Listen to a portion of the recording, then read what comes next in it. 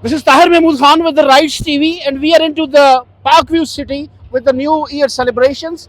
And the main thing is that the dancing fountains are over there, and the people are enjoying. They are in the jubilation. And the main thing is, what is the height of delight at that particular place? This is the dancing fountains, and the people are enjoying in this particular thing. The way the economic hurdles are, people are in front of them. 2024 is being that is being welcomed. 25 is being welcomed.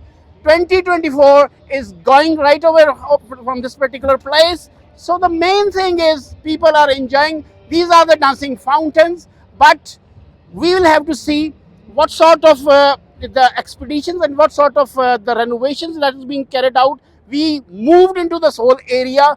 This area is not in that workable position. The main thing is people are enjoying, and this economic hurdle, economic fed area, this particular place is the main thing. People are coming, enjoying dancing fountains. These are the lights, and the music concerts are also over there. The DJs are over there. The people are over there. The families are over there. The VIPs are over here, and the people are at the 11th hour. And we are into the 2025.